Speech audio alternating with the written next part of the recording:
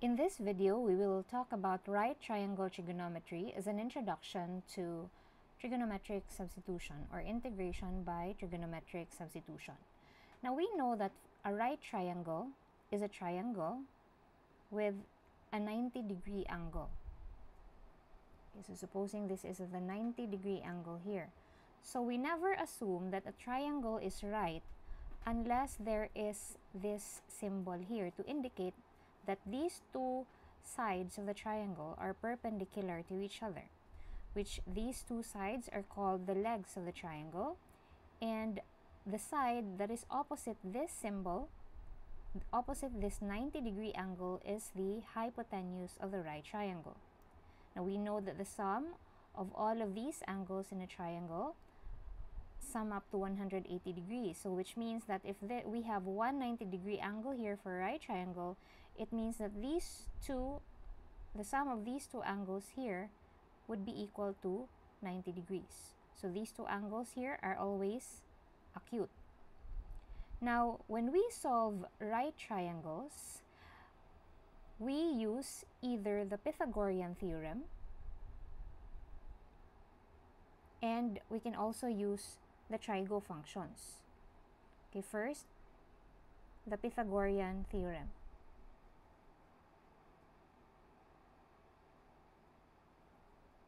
Okay, now we're used to using the variables, or we are used to memorizing c squared equals a squared plus b squared without even knowing what c, a, and b here means.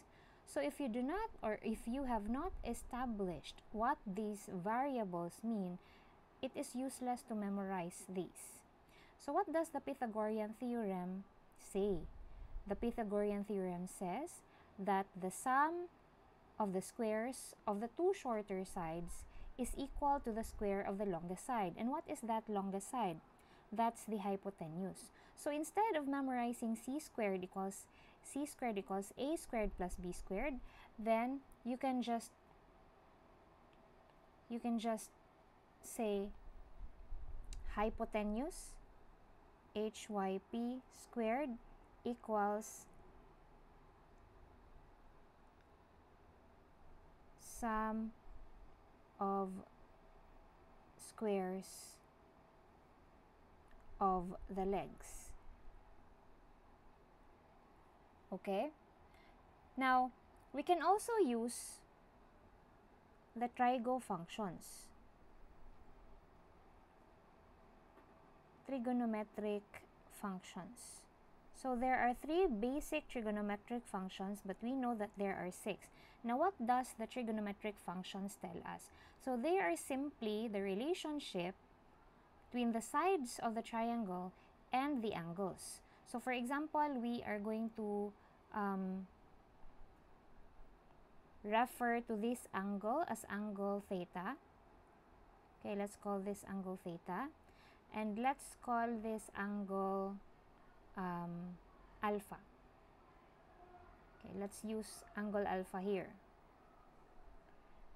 Okay, now we will now give a name to the sides of the triangle. So where, of course, this is the longest side here, the side opposite the 90-degree angle. So that would be the hypotenuse. Okay, let's use HYP. That's the hypotenuse. Now, we also have the opposite side and the adjacent side. However, the opposite side and the adjacent side of the triangle depends as to which angle you are referring to. Are you referring to theta or are you referring to alpha? Depende na siya. So let's say, for example, we are using theta here. So let me erase alpha first. Let's use theta. So if we are referring to theta, then the opposite side of theta is the side of the triangle na wala gitouch, that theta is not touching, and that is this side. So in reference to, with respect to the angle theta here, this side here is the opposite side. That is, we'll use OPP. Okay? And then, the side that theta is touching, that is called the adjacent side. Okay. Now, if we were using the angle alpha earlier, then the adjacent side of theta is the opposite side of alpha, and the opposite side of theta is the adjacent side of alpha. Okay? So again, the opposite side and the adjacent side will vary depending upon the angle in reference. Okay? Well, the hypotenuse is always the same. It's always opposite the 90-degree angle. So this time, for the Pythagorean theorem, you can just say, now you know that you have the adjacent side and the opposite side, whether the reference is theta or alpha. Pythagorean theorem says it's hypotenuse squared equals, that would be equal to the opposite side squared plus the adjacent side squared. Okay, so for the trigonometric functions, we have the basic three. That's sine theta, which is the ratio of the opposite side over the hypotenuse. Cosine theta, which is equal to the adjacent side over the hypotenuse. And tangent theta, which is equal to the opposite side over the adjacent side.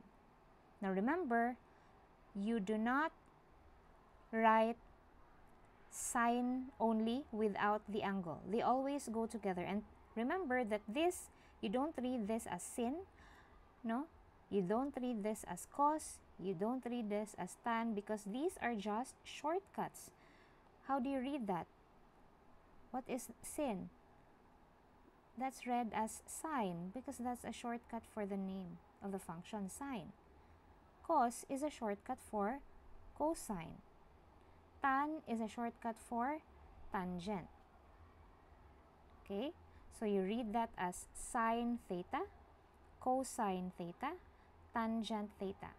Okay, these are the three basic trigonometric functions, and the other three are just reciprocals of these three functions.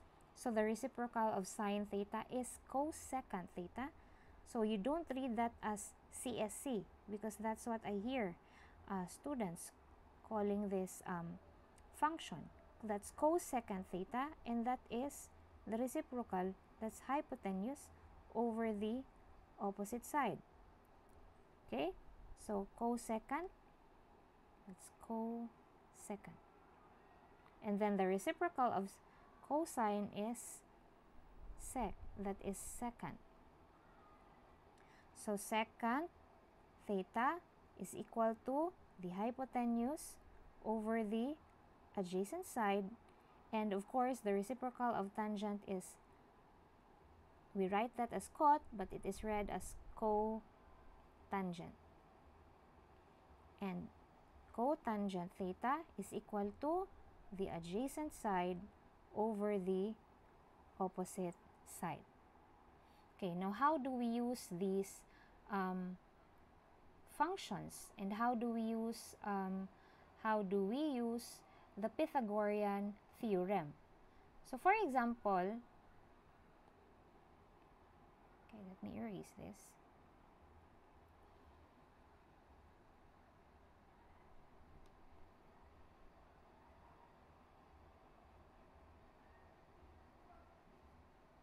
So for example, we are given the legs of a triangle, and we are to find a missing side. Okay, let's say for example, this is a right triangle. Okay, and then we have the sides. Say for example, this side is 6, this side is 14, and this side is B. So it doesn't matter, we are not given the angle here. We are just looking for the missing side here, B. So what is the measure of this missing side here, B? So if we're just talking about if we're just dealing with the sides of the triangle and we're looking for a missing side, then we will just use the Pythagorean theorem.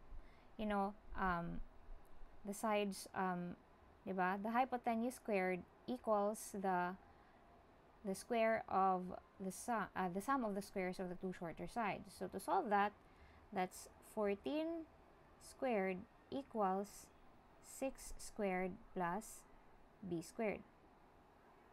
Or you can always write that nabaliktad. So you can write that as 6 squared plus b squared equals 14 squared. That's just equal. And so b squared is equal to 14 squared minus 6 squared. And so b is equal to the square root of 14 squared minus 6 squared. And you can just input it like that in your calculator and your answer should be the exact value. So 14 squared minus 6 squared is, what is that exact value there? That's 4 square root of 10. Okay, so that is the measure of side B, the missing side B. Okay, or say for example, the triangle is, let's have another triangle.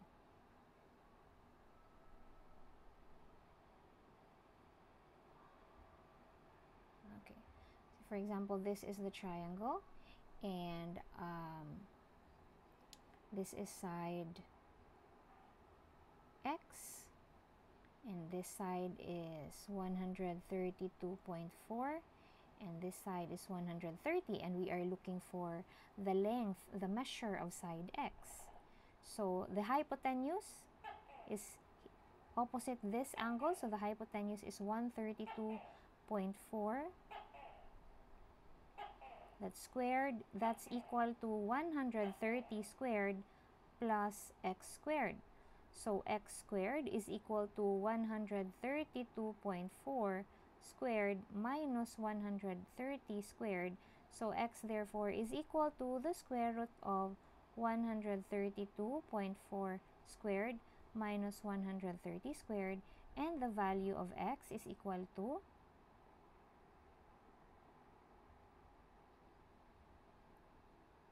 that's 8 square root of 246 over 5, or which is approximately equal to, if you're going to change it to decimal, that's approximately equal to 25. If you're going to write it in up to the fourth decimal place, so 0950. Okay, that's the Pythagorean theorem. But if we're already dealing with angles, we are just given, in this case, we're given two sides and we have the missing side. Now what if we are to find an angle maybe, or we are to find the missing side and we're just given one angle and one side, like, or we find all the measures of the sides and all the angles in the triangle. So consider this triangle.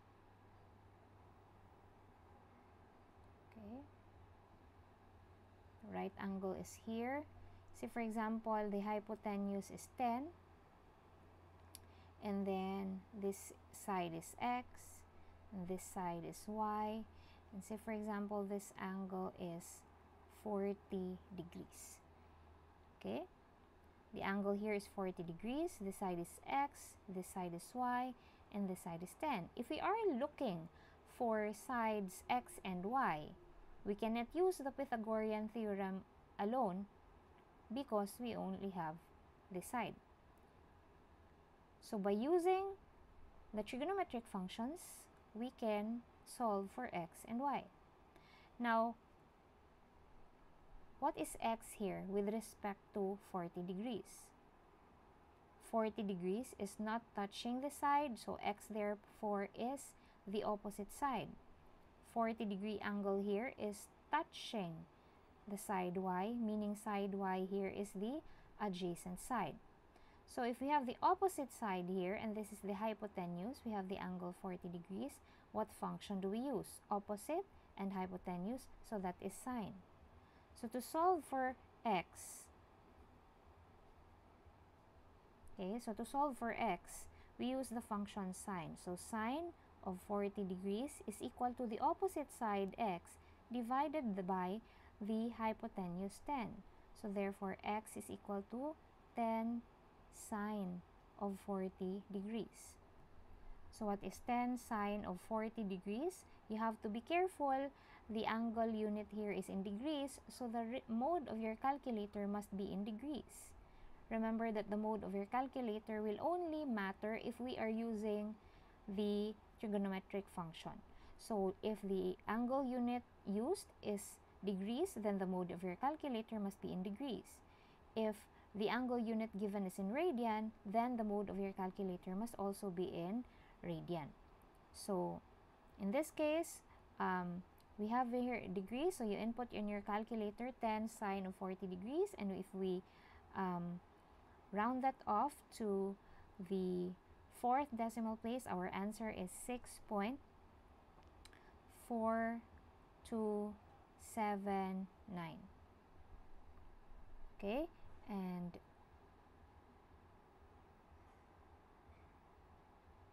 how about the other side y? So this time, because we already have the two sides, we have already 10 and we have x, we can now solve for y using the Pythagorean theorem. However, if we use that solution, there is a tendency that if your answer here in x is wrong, then your answer in y will also be wrong, ba? Because they're connected to each other. However, if we're going to solve y independently, without using x, we can also do that. So that if ever x is wrong, we can still get y right. So if we use y, 10 and 40, okay, the relationship between y, 10 and 40 to solve for y, then the function that we're going to use is cosine. So adjacent side and the hypotenuse. So to solve for y, so we use the function cosine. So cosine of 40 degrees is equal to the adjacent side y divided by the hypotenuse 10.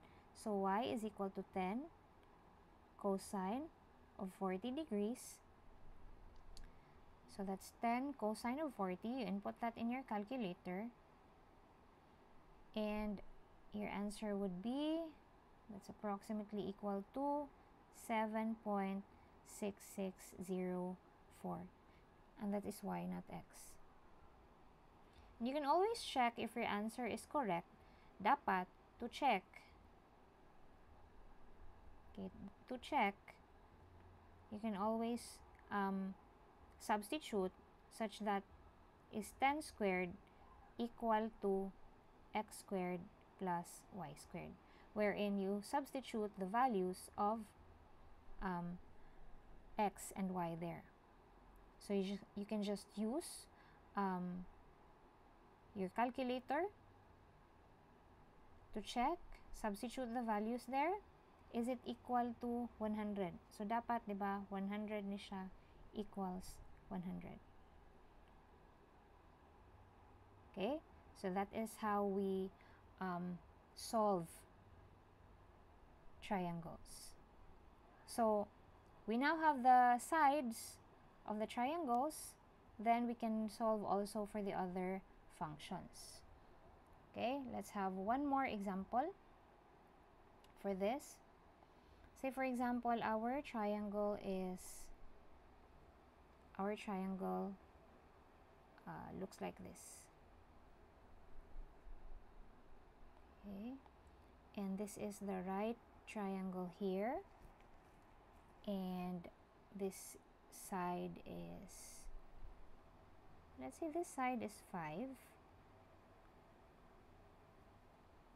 and this side is x, this side is y, and this angle here is 30 degrees.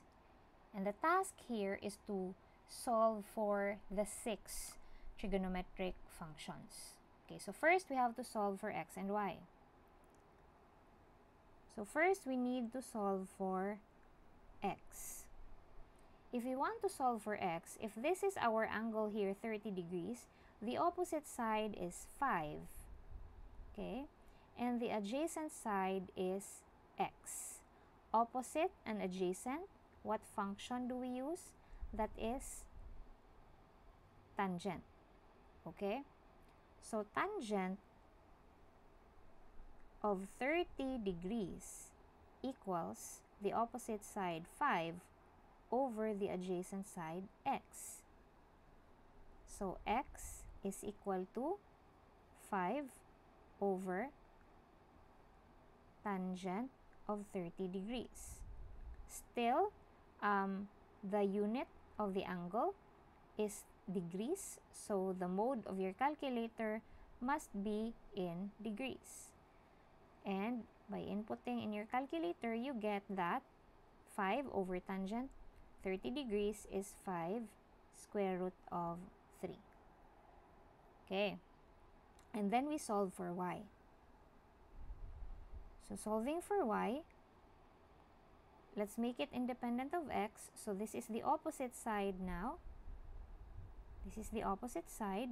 And this is the hypotenuse. So we are going to use the function sine.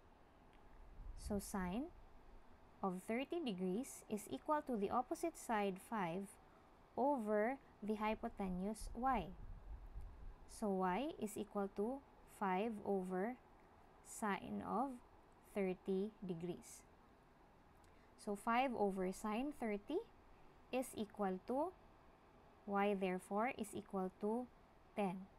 Okay, so we have y, which is equal to 10, and we have x, which is equal to 5 square root of 3. So we now write the functions. So what is sine of 30 degrees? That is the opposite side 5 over the hypotenuse 10. Therefore, sine 30 degrees is 1/2. Okay, next is cosine. Cosine of 30 degrees is equal to the adjacent side, 5 square root of 3, divided by the hypotenuse 10, which gives us square root of 3 over 2. And then we have tangent 30 degrees, which is equal to the opposite side 5 over the adjacent side 5 square root of 3, which is equal to 1 over square root of 3, or that's equivalent to square root of 3 over 3. So for the other three functions, the reciprocals, the reciprocal of sine is cosecant. So cosecant 30 degrees is equal to 2. The reciprocal of 1/2 is 2. And then the reciprocal of cosine is secant. So secant 30 degrees is equal to 2 over square root of 3, or if you want to get rid of the radical in the denominator, that's 2 square root of 3 over 3. And then cotangent 30 degrees is equal to, we can just use this, it's 1 over square root of 3, so the reciprocal of 1 over square root of 3 is square root of 3. Now, if you input that in your calculator, if you input sine 30 degrees, your calculator will give you 1/2. If you input cosine 30 degrees, your calculator will give you square root of 3 over 2. If you input tangent 30 degrees, your calculator will give you square root of 3 over 3. You cannot input in your calculator cosecant, secant, and cotangent, but we know that cosecant is the reciprocal of sine. So if you want to find cosecant of 30 degrees in your calculator, you can just input 1 over sine of 30 degrees, and your calculator will give you 2. For secant 30, you cannot use secant 30 in your calculator. There is no secant function in your calculator. You can just write 1 over cosine of 30 degrees in your calculator, and it will give you 2 square root of 3 over 3. And then for cotangent of 30 degrees, then you can input in your calculator 1 over tangent of 30 degrees, and it will give you square root of 3. Okay, so I hope by now that you were able to refresh your knowledge of right triangle trigonometry, And so we will now be ready to perform integration by trigonometric substitution.